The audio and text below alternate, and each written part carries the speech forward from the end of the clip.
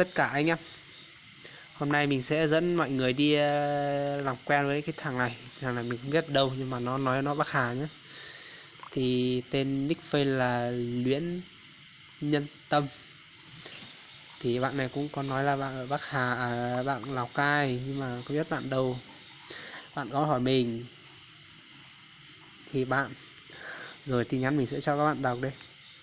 Và nó tên Việt nhé, không biết là xin nó yêu, nhưng mà nó hỏi mình gọi mình 98 này. Mình cũng có nói dối một chút nhưng mà không sao cả. Và bạn này thì mình bổ sung người đi làm, có nhu cầu đi làm không? Mình cũng đang chơi bạn đây này. Thì mình cũng vậy nhé, cùng quê rồi. Thì bạn ấy có bảo là 7 đến 8 triệu một tháng bạn nhé. Vậy thế thì bây giờ mình sẽ trả lời bạn ấy nhé. Vậy là những gì?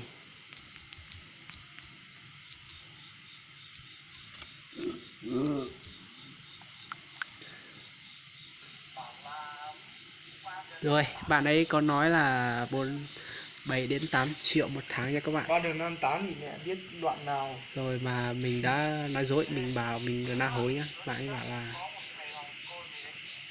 và đi làm cái đấy là đóng gói sản phẩm.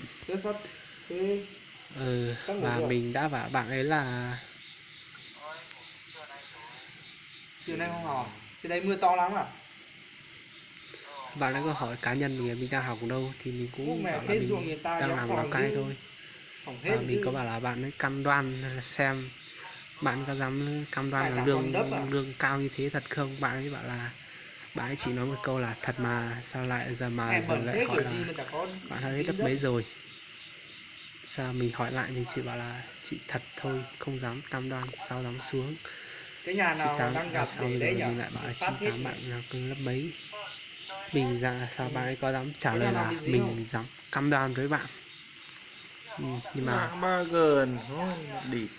thật sự cũng không dám tin tưởng nha các bạn. Chỉ là cam đoan thế thôi. Rồi bạn ấy, mình có hỏi là bạn ấy chỗ nào Bắc Hà, bạn ấy bảo là Lùng Phình nhá. Và mình có hỏi bạn dân tộc gì, bạn ấy có nói là dân tộc Mông. Sáng nay không đi học. Và giờ mình có viết từ tiếng Mông thì bạn ấy có trả lời từ mỗi một từ cú thôi, thì cũng không biết là bạn ấy không phải là người Mông nhé.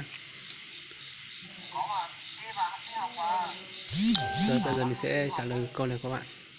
Thôi nghỉ ít thôi nhá, cô cất rồi chứ nghỉ xuống ngày nó mà cô cho mình cô cho tốt nghiệp đấy. Hôm nay bảo là một phòng nhưng mà ý nghĩa là bây giờ hôm nay có ban kiểm tra nữa thôi thì đi học nhé. Giờ ok.